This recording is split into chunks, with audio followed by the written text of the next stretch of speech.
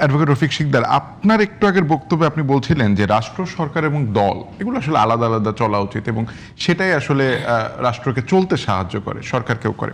আপনি কি আমাকে একটু বুঝিয়ে বলবেন যে বিএনপি তার 6 মাস পার করেছে গত 17 তারিখ, এবং এই 180 দিনে বিএনপি কি আসলে সরকার এবং দলকে আলাদা করতে পেরেছে? মানে আমরা যদি কেন্দ্রীয় নেতৃত্বের দিকে তাকাই, সব দিকে তাকাই, আপনার কি মনে হয় যে সেটি আসলে বিএনপি সম্ভব করতে পেরেছে? সরকার বরাবরই চাচ্ছে যা 18 কোটি জনগণের সেবা দিতে। এখানে 18 কোটি জনগণের সেবা দেওয়ার জন্য জনগণ বিএনপিকে ভোট দিয়েছে। তিনি বলেছেন যে 70 অনুচ্ছেদে যদি না থাকতো, সংশোধন করা হতো, তাহলে হয়তোবা নির্বাচনের ফলাফল ভিন্ন হতে পারত। এখন নির্বাচনে তো জনগণ বিএনপিকে বিপুল ভোটে সংসদে পাঠিয়েছে। এই সকল সংসদ সদস্যরা তো বিএনপির মহাসচিব ফখরুল ইসলাম আলমগীরের নেতৃত্বে রাজনীতি করেছে বিগত ফ্যাসিবাদ আন্দোলনে।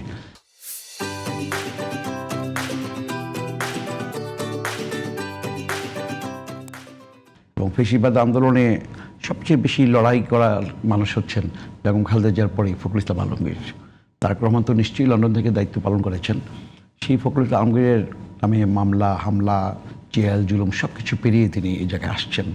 এবং তিনি শুধু তাই না, তিনি একজন শিক্ষক থেকে, আমি তো আগেই বলেছি, ওনার ধারাবাহিক যে একটা বর্ণাঢ্য জীবন, রাজনীতি, ছাত্র রাজনীতি থেকে শুরু করে তারপরে শিক্ষক হওয়া, বিশেষ করে তারপরে তিনি মেয়র নির্বাচিত হওয়া, তারপরে পার্লামেন্টে যাওয়া, রাজনৈতিক দলের কৃষক দল সভাপতি হওয়া, এভাবে ধারাবাহিকভাবে পার্টির মহাসচিব হয়েছেন, সিনিয়র যুগ্ম মহাসচিব, এইভাবে মন্ত্রী হয়েছেন, এমপি হয়েছেন এবং এইভাবে তিনি বেড়ে উঠেছেন।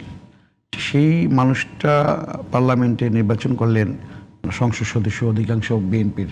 70 অনুচ্ছেদের মধ্য দিয়ে কি এখানে ওনাকে নির্বাচিত না হওয়ার সুযোগ আছে? 70 অনুচ্ছেদে যেটা বলা আছে যে সংসদ সদস্য যদি দল ত্যাগ করে কিংবা দলের সিদ্ধান্তের বাইরে যদি ভোট দেয়, ফ্লোর ক্রসিং যেটা আছে সেটাতে হলে তাদের সংসদ সদস্য বাতিল হয়ে যাবে। তো এটা ভবিষ্যতে দেখা যাবে, এটা কি, এটা আমাদের একটা নোট অফ ডিসিশন দেওয়া আছে।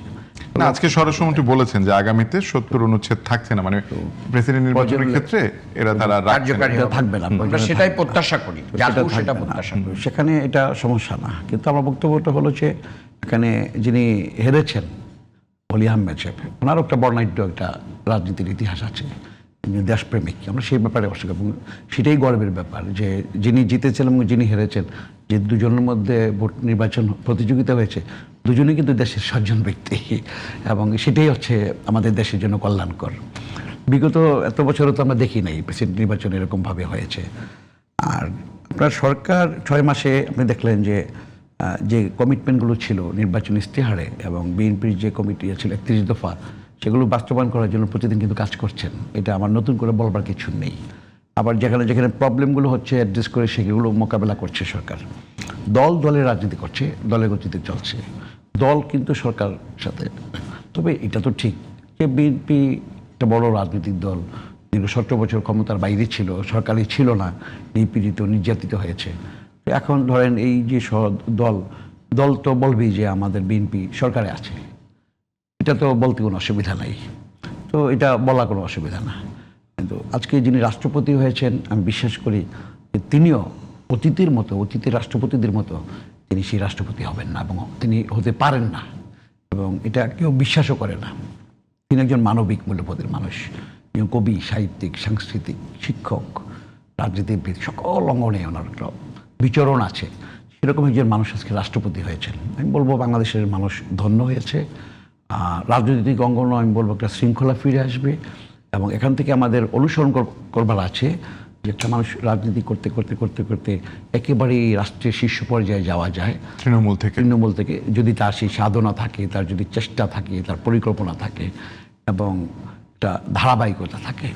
তো আমি বলি যে গত 17 বছর যদি ফ্যাসিবাদের করাল গ্রাসে বাংলাদেশ না থাকতো, তাহলে এই 17 বছর কিন্তু আমাদের যারা আছি যাপিত জীবনে আমরা আরও অনেক এগিয়ে যেতে পারতাম। গণতন্ত্র চর্চা হতো, প্র্যাকটিস হতো, এখানে আরও অনেক নেতৃত্ব প্রতিষ্ঠিত হতো। তো আজকে এই যে নেতৃত্ব প্রতিষ্ঠিত হলো, 5 বছর পর পর পার্লামেন্ট ইলেকশন হবে। আজকে বিএনপির সাথে পার্লামেন্টে যারা বিরোধী দলে আছে, অপরাপর যে সকল দলগুলো, কিছু পুরানো দল, কিছু নতুন দলও তো যুক্ত হয়েছে।